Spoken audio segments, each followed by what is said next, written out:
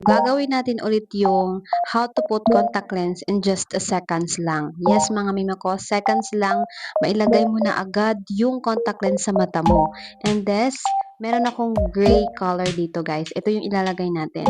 So, ito naman, meron din siyang drop, eye drop, at meron din siyang solution kapag naglinis na kayo ng contact lens nyo guys. And meron na din siyang eye drop. Ito yung una natin ilalagay bago itong contact lens na to. So, let's go!